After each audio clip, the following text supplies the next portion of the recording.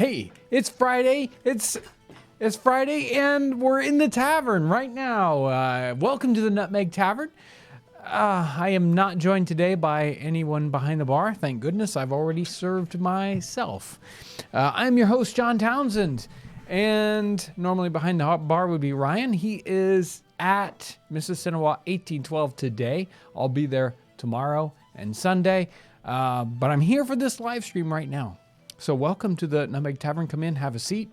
We're going to be talking about all kinds of fun stuff today. Pretty much you're coming up with the topics today. I've got just one little thing to share with you specifically, and then the rest of it's going to be all you, all day.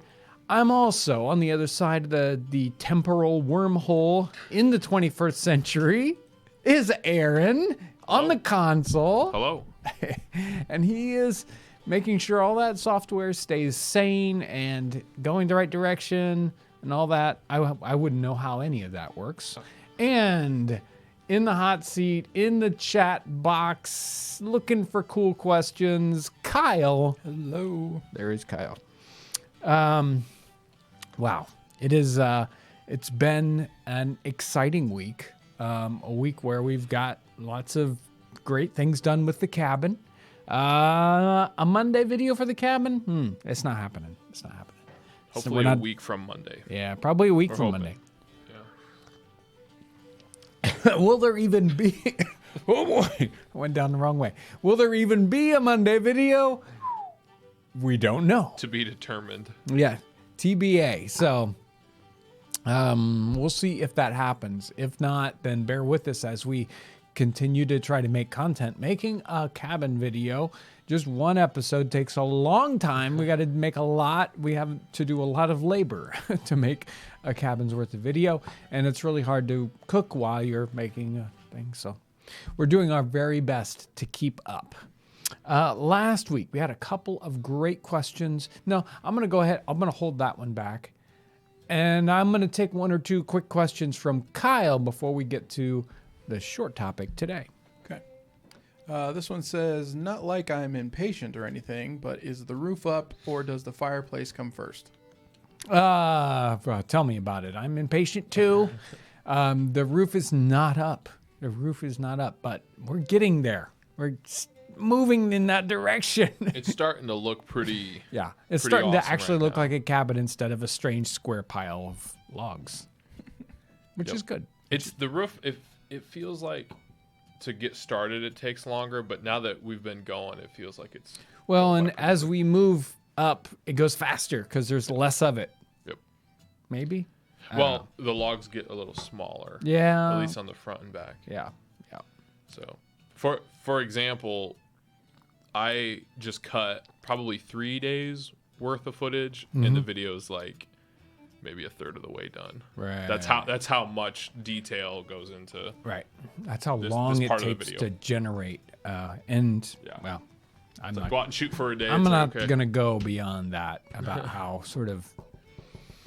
No, I'm not gonna say anything. It's gonna be worth it in the end, I think, when you see the finished product. And we're gonna do the roof first before we do the chimney. Yep. This one says, how did they construct the fireplace so it was not going to burn the cabin down?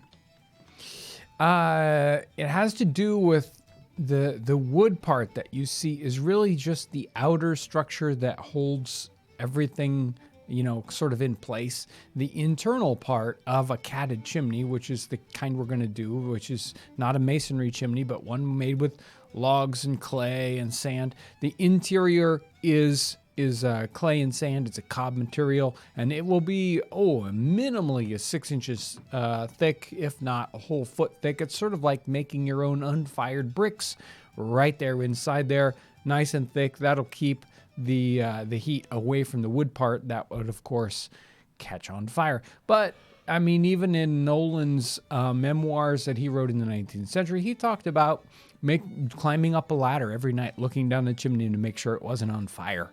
It's like, oh, the chimney's on fire again, Dad. Throw me up a bucket of water, I'll put it out. It certainly happened in the time period. There was even a big fire in the Massachusetts, the Plymouth plantation colony where somebody started too big of a fire, and they had kind of a similar system with their fireplaces, and caught a couple different houses on fire because somebody wasn't familiar with exactly how hot you could build a fire without catching the walls. It happens. And we're going with the Valley Forge style, right? Yeah, it's going to be similar to the Valley Forge. Although the Valley Forge style, they actually connected the logs into the wall of the cabin. I haven't actually seen that on any of the ones, so I'm going to do it differently. And real quick, I want to say thanks to everyone who have watched the road trip video. It just hit 100K. Yeah. And I know that's not like huge, but for a video like that, that's pretty cool that that many people were into it and willing to. I mean, it's a long video. Yeah. We're in a car and a little different. So thanks for checking that one out. Yeah. That was a lot of work. And tell me in the chat about what you think about the writing one and why people weren't clicking on that one. The spy one. Yeah, the spy one, the writing with the codes and ciphers, and we're like trying to figure out what was wrong with Wednesday's video. I have no idea. No one got notified of it. Right. I was looking at the charts and I was like, what? How many views from notifications? It was really crazy. weird.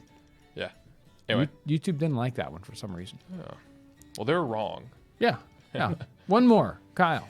Well, we were talking about fires here. So with all the use of open flames in the 18th century, obviously fires occurred and were feared. Was there fire prevention efforts or education, and how did disaster recovery work back then? Yeah. The only thing that connects in my mind with that is Benjamin Franklin and his fire insurance and his creating of fire brigades. And they did have things like fire brigades.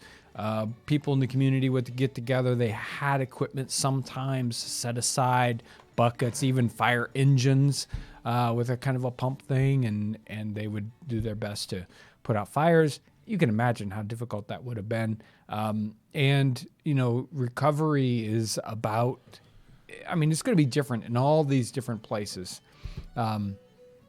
And it's about how the community is put together and, how they come together and help somebody else that's had that kind of a situation. And that is going to be very different from one location to another in, say, the colonies in North America in the 18th century. That's the best I've got for you on that one.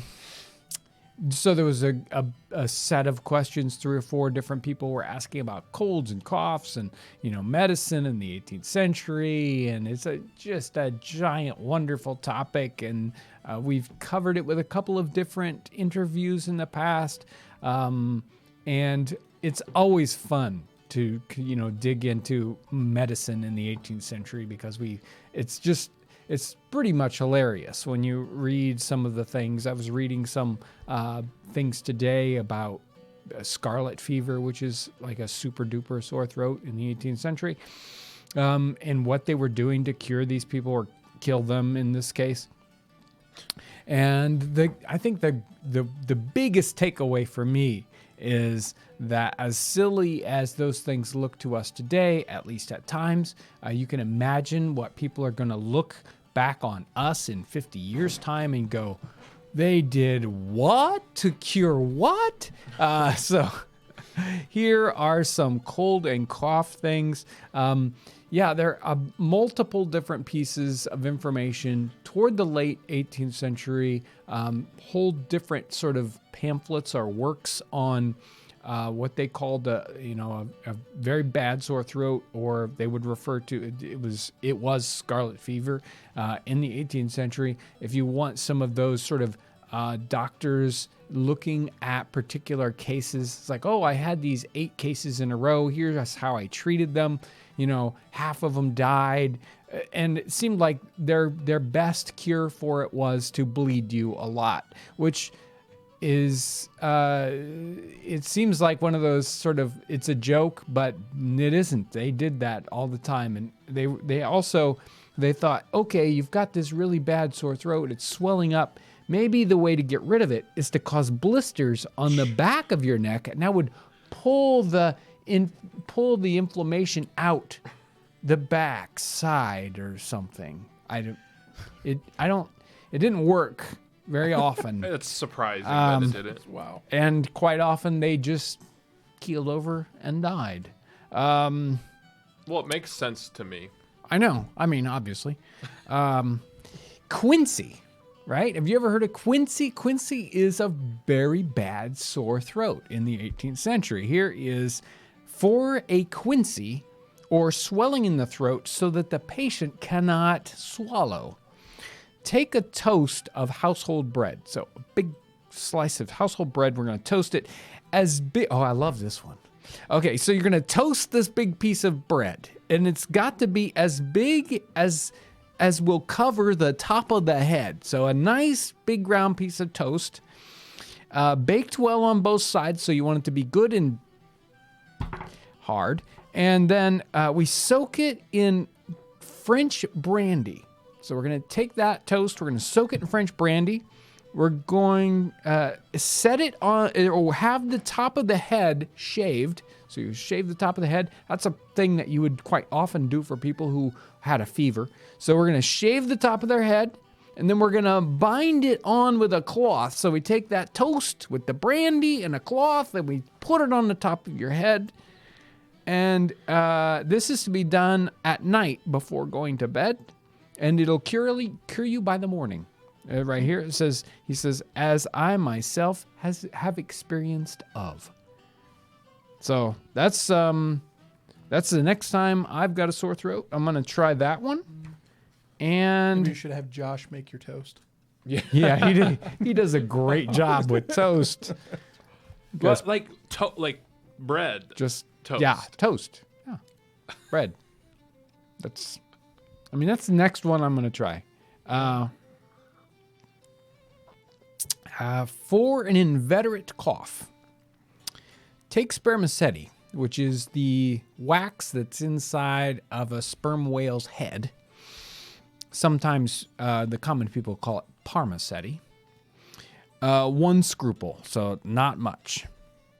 Put it into the yolk of a new laid egg raw. Sup it up in the morning fasting, so that you're going to eat that in the morning, and it cures at once taking. Approved of by several of my acquaintances whom I knew it to cure. That seems awfully simple. I'm thinking bleeding would work better than that one. Let's see, there's a cure for asthma, convulsions in children, and then it skips right to how to eat pickled herring.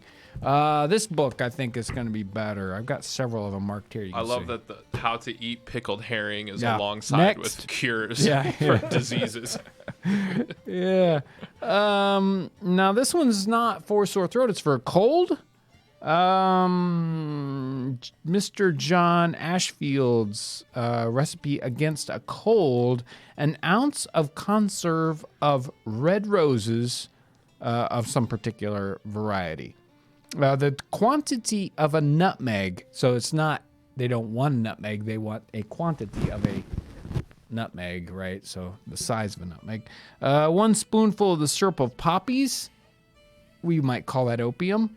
3 drops of the spirit of vitriol, all these mixed well, take in the morning and the evening. The quantity of a nutmeg fast 2 hours after it. It's very, very, it's like, what are you talking about? The only interesting takeaway on this one, other than, obviously you got opium in there, is the conserve of red roses. He could mean something like rose hips, which would have vitamin C in it. Might actually do something for you. For a sore throat, gargle it well when you go to bed with alum posset drink. And if very for, afterwards a quincy, lay on the curds warm on your throat. Okay, so gargle an alum posset. So alum's going to be alum, but you're making a posset drink with it, and we gargle salt water and so forth to try to work out that. So if it goes to a quincy, it gets very, very bad. Then you put curds So like cheese curds on your throat. Warm. Yeah. Okay. Sounds good. This one, remember the baked onion episode? This is for a cold. Take a pint of milk, boil in it a large onion, and at night when you go to bed, take out the onion and put in 3 or 4 spoonfuls of rose water, sweeten it either with sugar or honey, and drink it warm in your bed 3 nights together, forbearing your supper. So don't take supper those nights when you take it. So that might work. Milk with a onion boiled in it. Yum. Yeah, it's making me hungry even now just thinking about it. And what were these 2 that I have marked? Here's a drink for a cough. Again, very convoluted. Take 2 quarts of middle beer, some kind of hyssop and rosemary, a handful, half a pound of sliced land figs. I mean, you could die before you'd find half the ingredients they want you to put in here. A penny's worth of aniseed bruised, and boil it all together, strain it, sweeten it with some sugar, and bottle it, and you shake it up before you drink it. And here we go. Take the tops of rosemary, fennel, sage, marigolds with some black I don't even know what that is. I mean, a little chamomile boiled. Boil all that in a quart of ale till it's very strong in the herbs. Then you strain all that stuff out. You add some honey and sugar. And like this, you may boil a piece of gold or a gold ring in it if you please. So Just for fun. If you please, that might work too. So that's a sort of a heavy herbal drink. So it's all those herbs mixed in with your ale, and then you add some sugar, boil that all up, and put your ring in it. I don't know. What was this used to cure? That was a sore throat. Just a sore throat. Yeah, it was a sore throat. And that'll cure you, let me tell you, after we take a whole bunch of blood out of you. Sacrifice grandma's necklace. Yeah. Well, you're not getting rid of it. You can take that after you've boiled it and put it back on your finger or give it back to grandma. These all sound like great ideas. I'm sure they'll work. Probably almost as good as the cure for a cold that we have today.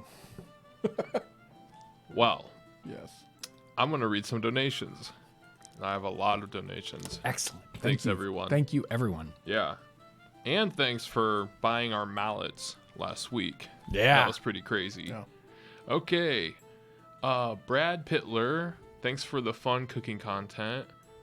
Artist, Wicked Eyes, hey, love your content, tip the hat. Thank you. Speed and Style Tony, are you planning on a special recipe or any special recipe videos for Thanksgiving and or Christmas? Milo, thank you. When did concrete/hardened bricks start to play a role? Logan C, thank you. Hey fellas, finally heading home early for once and get to finally see my mallets. Yeah. Nice. Glad I can help with this project and how traditionally it is being made as well. Hope you have a great weekend too. Thank you. Thank you. Tioga Art, love your channel. Thank you. Henry Johnston, thank you. Blake Bosiniski, I believe. How old is the old mic that you are using? What time period? Late 18th century. Singing Steel Forge and Workshop, thank you. Hey, I love the spy episode. Love all the writing episodes. Please don't give up on them. Yeah. Yeah, we need to do more. Only if George, YouTube is nice to us. they like the other ones. Yeah. They were cool with the other ones. Yeah. George Cedarberg, great videos. Thanks. Thank you. David Donnelly, thanks for the great Thank you. content. Chuck Baker, thank you. I would love to see more writing videos, portable writing desks like Thomas Jefferson's. Yeah. I have an addiction to all things writing from All that things, time period. yeah. It's such a great topic. It Yeah. really is. D&E Johnson, thank you. Finally, an educational show that's worth watching. Thank you. Bradley Lee, thank you. Will you be attending Mississinawa? Yeah. Yep. Henry Johnston. Again, thank you. Are you familiar with 17th through 18th century rain gear or foul weather gear? Do you know about anything oiled wool or tarred clothing? Do you know anything about oiled wool or tarred clothing? Thank you. Tom Langer, thank you. And then Fat Produce. Do the CDs you sell have your channel's theme music? I'll make it my ringtone. I called your 1-800 number, and Tina was very nice. Great. And then Max are cool. Thank you. Thank you, Max. Boil me up some rose hips and ground figs in onion milk. I'm ready to feel like $1 million. Yeah, woo. Right after the puking ends. All right. Thanks, everyone. That was a lot of donations. I appreciate that. Keeps the lights on. Yeah, and a little bit of bleeding. Yeah, Thanksgiving and Christmas dishes. I will see what comes up. We did a Thanksgiving series. We've done a couple of episodes that have had specific Christmas sort of dishes. The little antlers and the 12th night cake in the past. And finding the right kind of thing is, boy, it's trickier to dig into and find, but when you find it, they're gems and wonderful.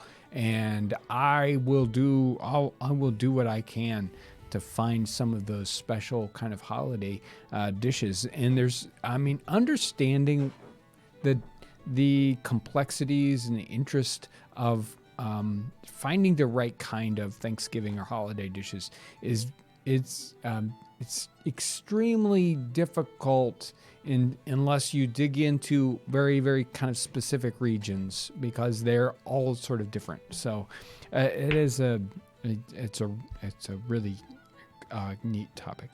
This is an ancient mic. This one's probably at least 5 years old, the design. So yes. Mississinawa 1812. I will be there tomorrow and Sunday. Ryan will be there, and maybe Ivy will be there some of those days at Mississinawa 1812. That's in Marion, Indiana. It is just one of the very best events in this region, just in general for living history, and it's truly one of the best 1812 events in the entire country. Tons of units that are there, lots of different sorts of people from all over the country, and sometimes people from overseas, and certainly people from Canada come down for that particular 1812 event. It is out in the woods, and very well attended. Lots of military units, lots of Native American units, lots of different vendors and food things to eat, music happening. So if you're in this area, go out to Mississinawa. It's supposed to rain tonight. It's rained all day today. Not a lot, just a little bit. But the grounds, they won't be dusty. That's the nice part. Is like either it doesn't rain and it's just dusty, or it does rain and turns into a mud pit. I think we're going to have the nice mix of both things.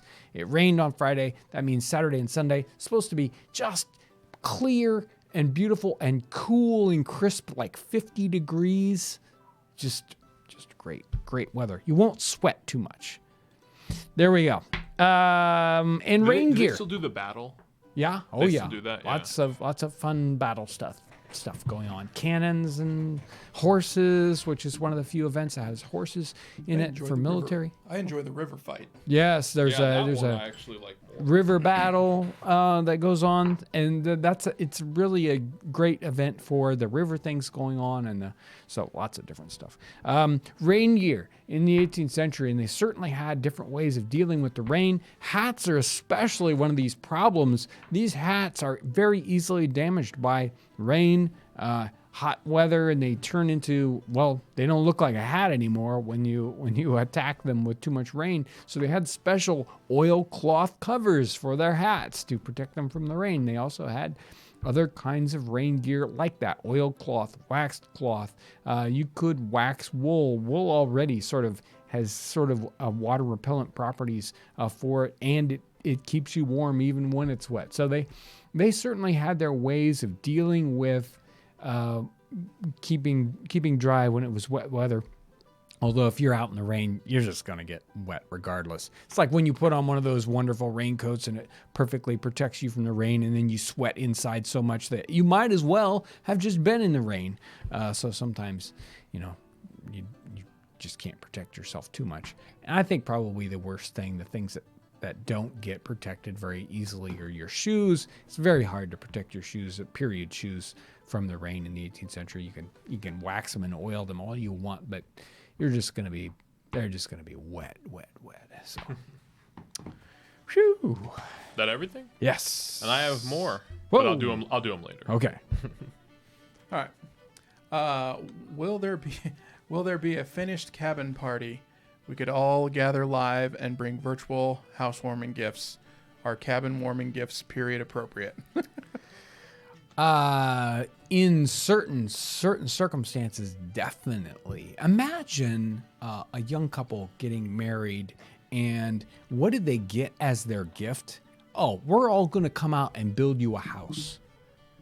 That is a wedding gift, and that is what happens in some of those colonial settings. Hey, it may not be a mansion, but the just like that whole idea of, oh yeah, the community is just, we're all just going to get together and come out and build you a house. That's a cabin present, isn't it? I got a microwave.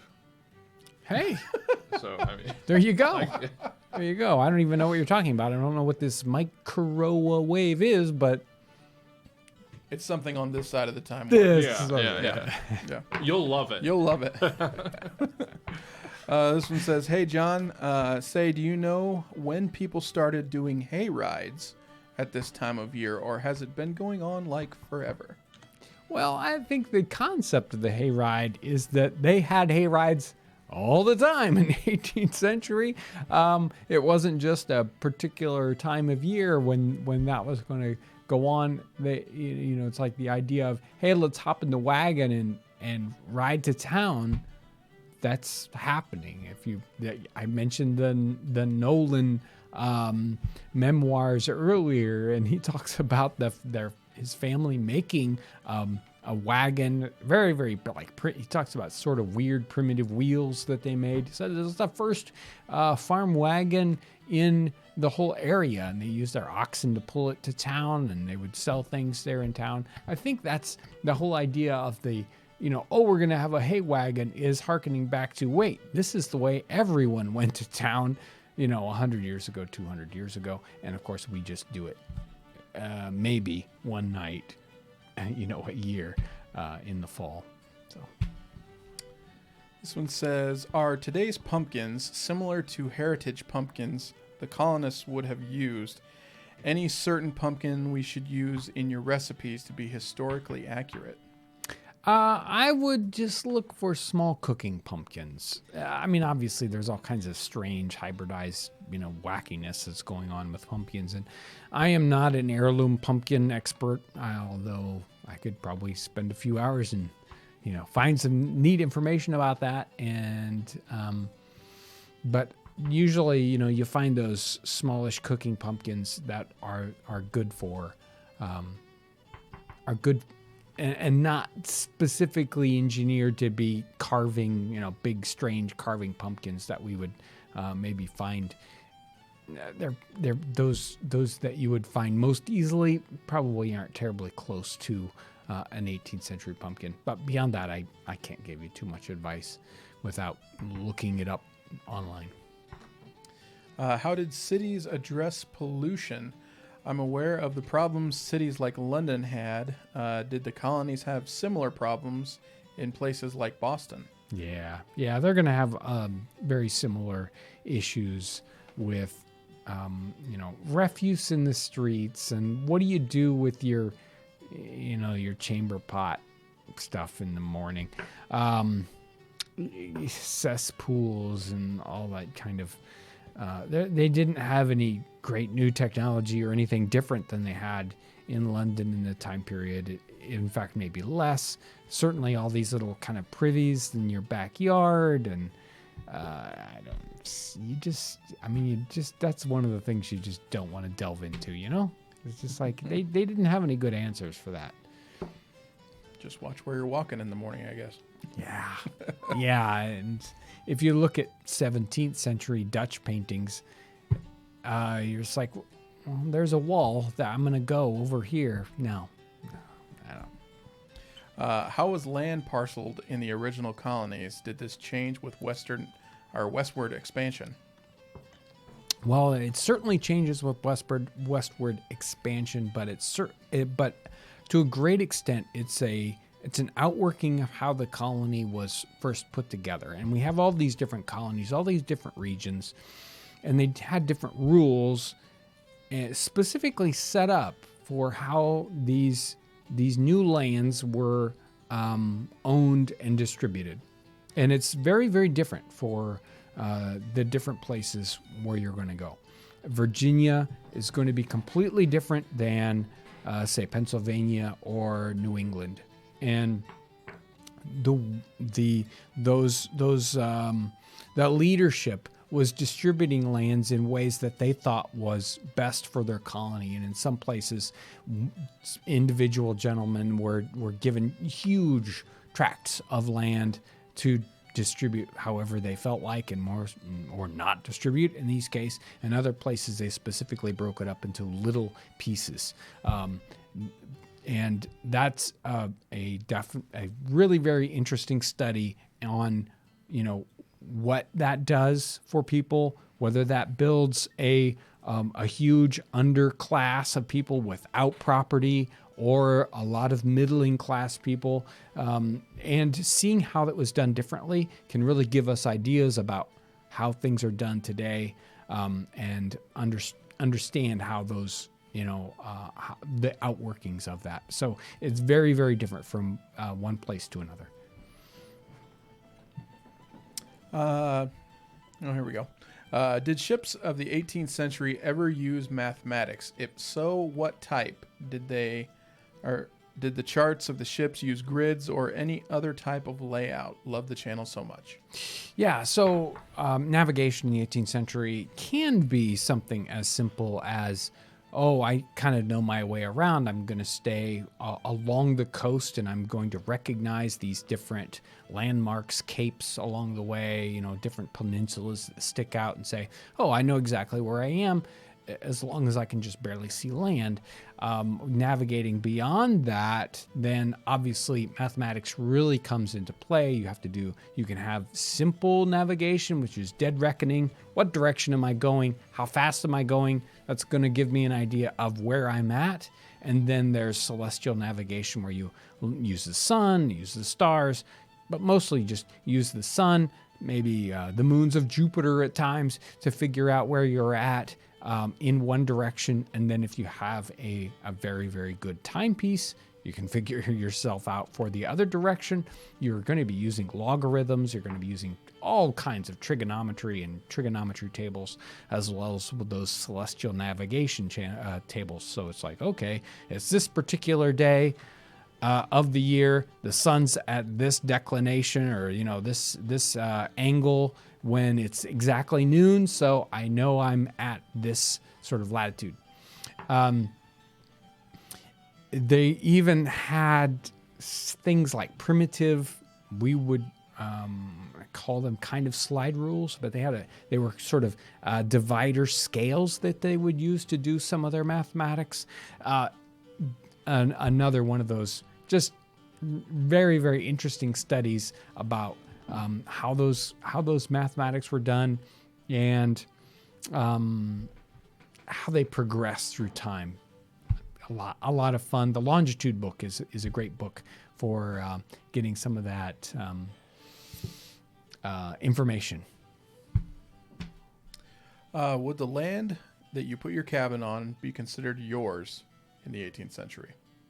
Depends on your situation. A lot of people in the backcountry were squatters. They just went to some place they thought, hey, nobody's here, don't see anybody around, but I'd build my cabin here. I might get run off. I might not get run off.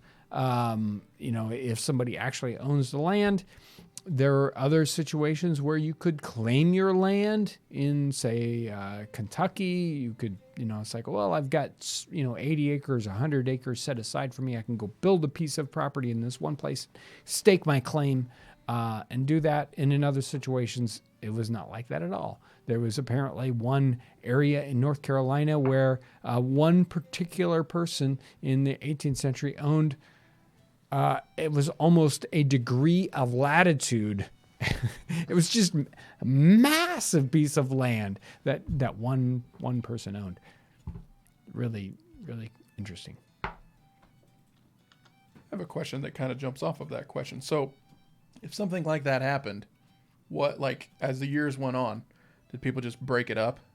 Or did the government just break it up? Or, like, how'd that work? Well, things are changing as you go into the 19th century. And I think that giant piece of land, that was granted, that was like a royal grant. And so, of course, the revolution happens. And what happens to all those people that own these huge tracts of land that are actually in England? And they've never been to America. And what happens to their claim or their ownership of the land? Boy, that starts to get really complicated. And I don't have those answers. I want to do some donations real quick. I got to respond to this comment real quick. Thank you so much for all the donations. It's going to be another long one, so get ready to write stuff down. Okay. I'm ready. Where did we leave off? I think it was Max or Cool. Yeah, Patrick Welsh. Thank you.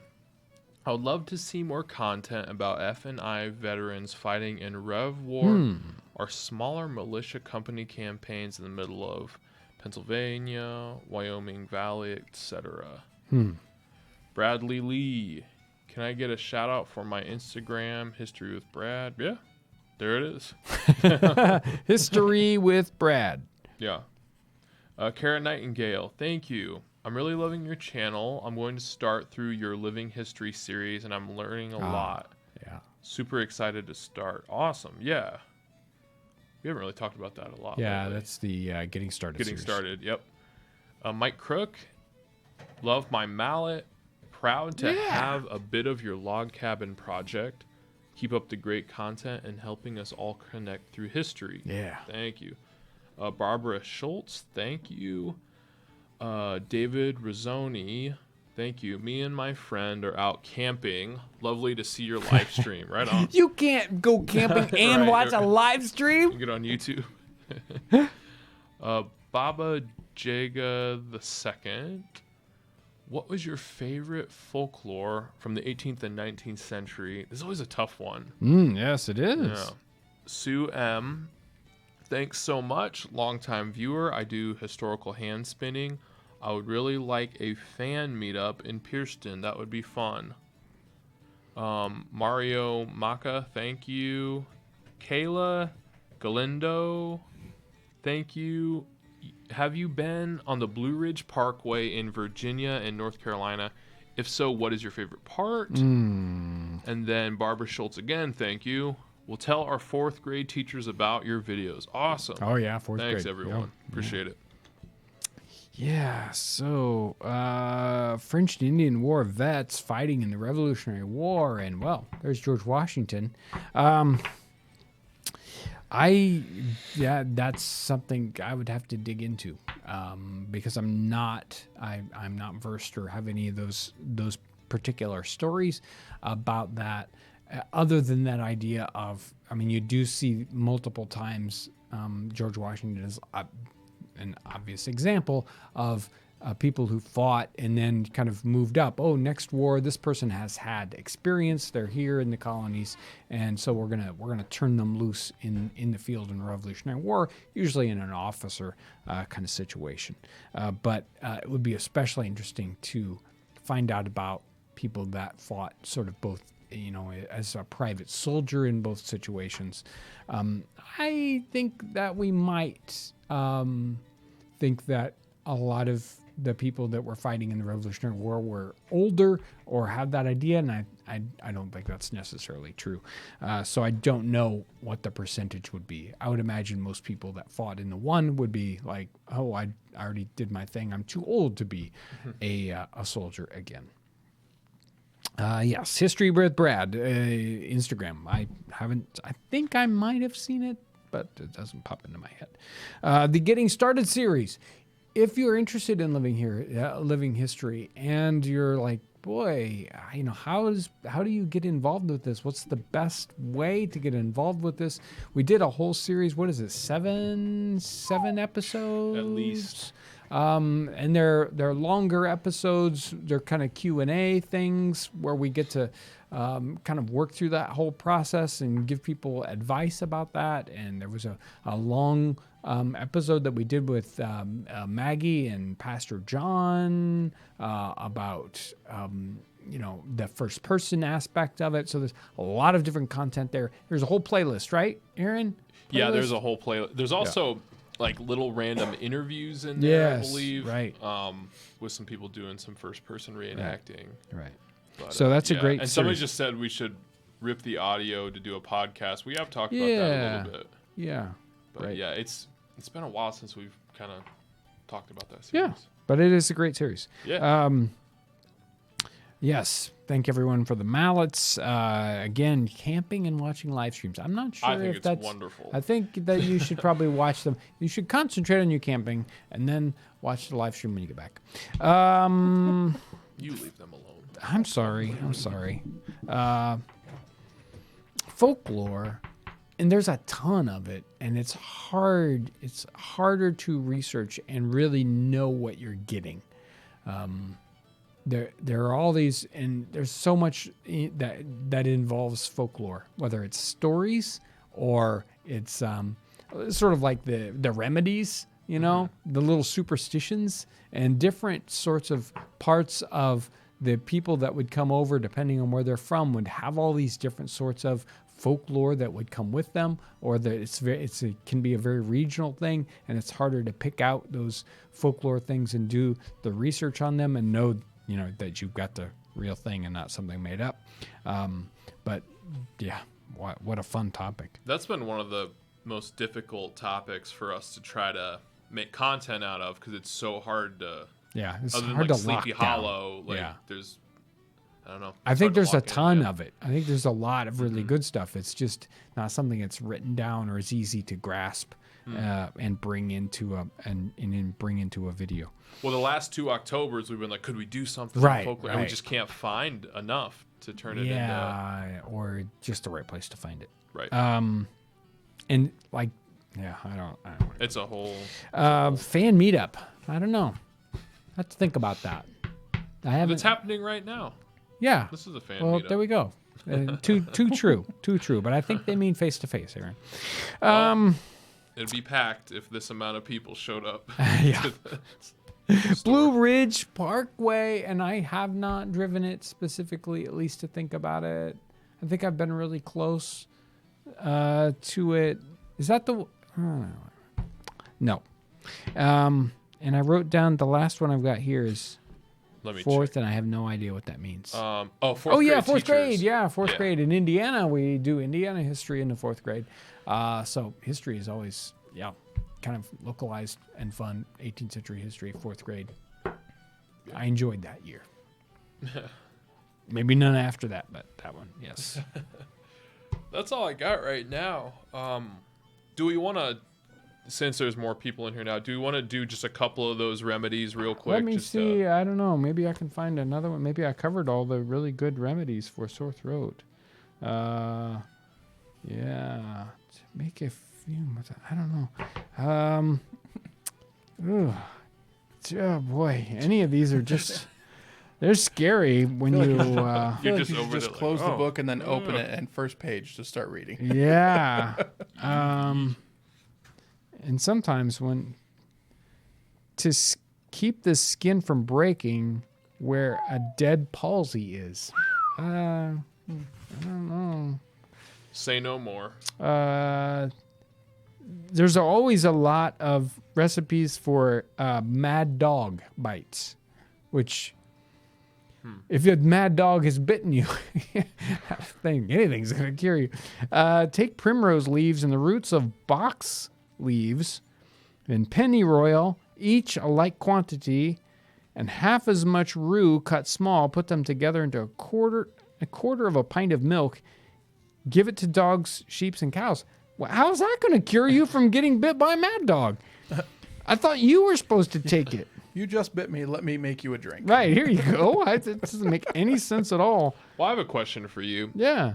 Do you think these remedies were, like, to the people writing them, they were confident in them, or they were just, this is just desperation, we're trying to figure this out?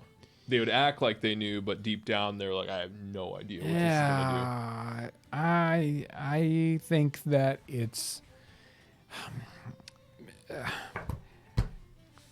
medicine in the 18th century was very, very, at least when it comes to the common people, and I don't, maybe it's still in the 21st century. It's pretty much magic, right? It's like we go to the doctor and he's like, oh, it's blah, blah, blah, you know, some Latin term or whatever, and then he gives us a pill. How do we know, right? We can't tell anything. It could be anything. And I think it's so much more true in the 18th century that, you know, the doctors in the 18th century, when they're talking to each other, and they would make sure to speak Latin so that the patient didn't understand. And the patient was sort of intimidated, right, by that situation. And that they wouldn't question the doctor. And then the doctor would prescribe whatever. And of course, you know, it's like, well, this is what's going to fix it, right? And he didn't actually know what was going to fix it. And quite often they, you know, even kind of admitted that. It's like, well, you know, we're basically in the dark about what's happening here. Or we don't know the mechanisms by which this illness is going on. And if we do have a cure, we don't actually know what the mechanism that truly is that cures it. And some things are still like that today.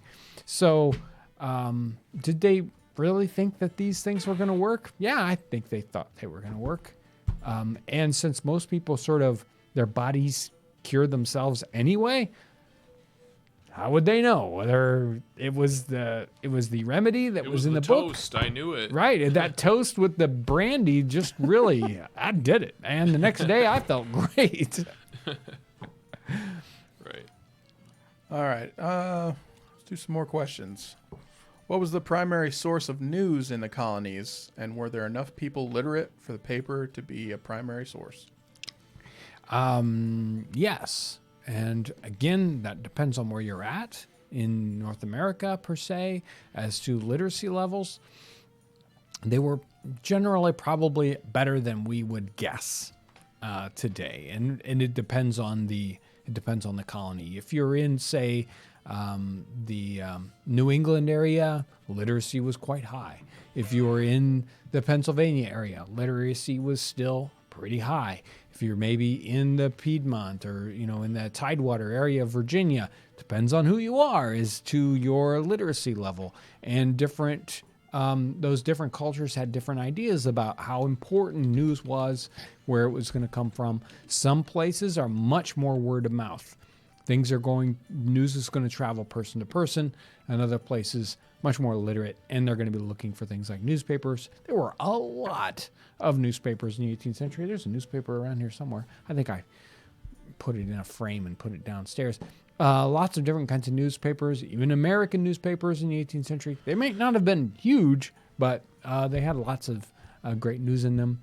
Probably one of the best ways that news got disseminated. Also, though, imagine if you're in a setting and all the community always comes together on Sunday. Basically, you know, almost all the town shows up at church on Sunday.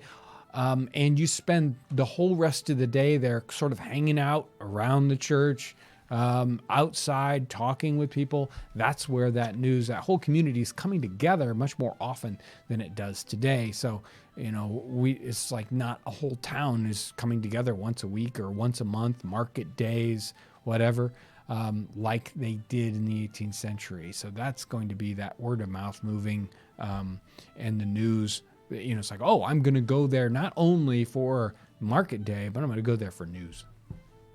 All these questions are like full videos. They are. They're huge, massive. Yes. This one says, I don't get one thing. If someone in the 18th century is down on their luck and has to move to the forests, how does the guy or very small family even find people willing to help build the cabin? Well, there are even in those places in the wilderness, there's a community of out of luck people, right? If you read Nicholas Creswell's journal, and he talks about he's going back into the deep woods of Kentucky in 1775, 1776. And there's this whole sort of little town of log huts put together in Kentucky. They're working together to make those shelters. Again, it's a community thing. There are places, generally people are moving where there are similar people of a similar background to them. They're moving into a community like that. So if you're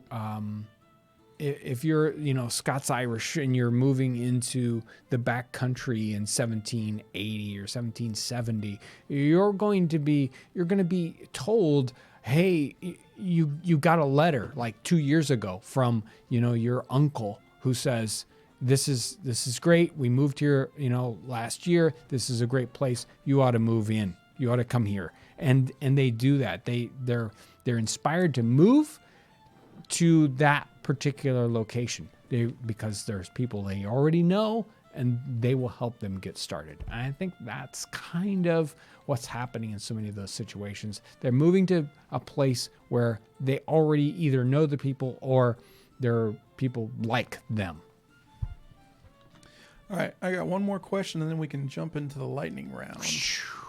I'm ready. This one says, hey, John, do you have any historical info on auction or auctioneers? Only just references to that sort of thing happening, but what they were like, the style of which they presented the auctions. Wow, I'll bet you there's some good stuff out there, but I haven't run into it. All right, you ready? Yes. Here it goes. My question is what type of what typical breakfast for children in the colonial times? It's a typical type of breakfast. Again, it depends on where you're at. Different places have different sort of traditions. But if you're in some places, porridge is the thing. Everybody's going to eat porridge. In other places, you warm up some milk and you have breadcrumbs and you boil it around a little bit and you make this kind of mush stuff. And then there is mush per se. You want to make a cornmeal and you want to boil it in milk. So that's going to be a breakfast. Some of them are as simple as, oh, this is what's left over from supper last night.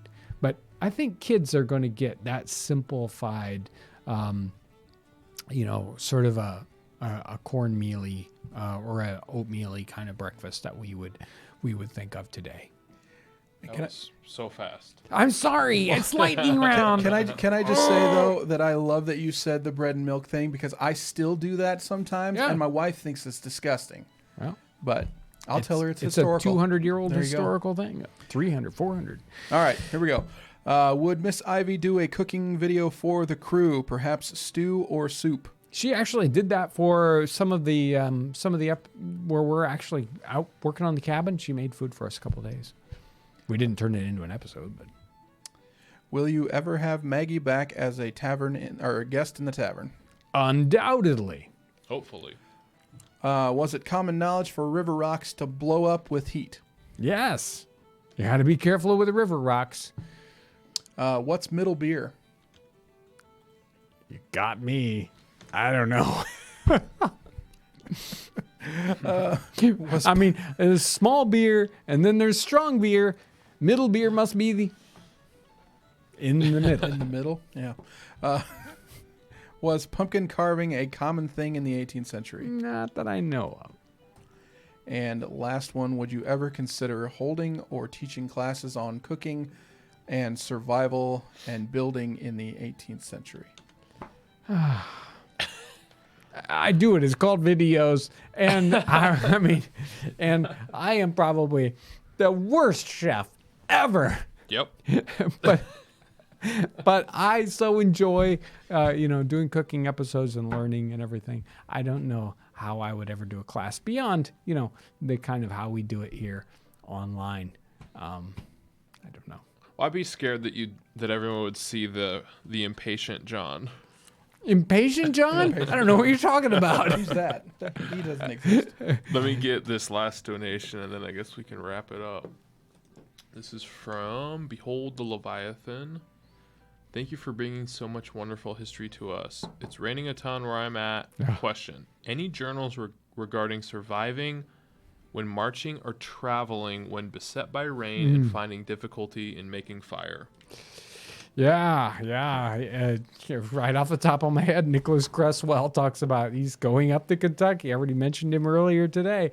They're going down the Ohio and then up the Kentucky. And there was a couple of times when it's just raining buckets. It rained buckets all day long, and they just sort of hid out. They got off the river and underneath what cover they could get, and you can't make fires. It's just everything is drenched and wet and you can't get dry.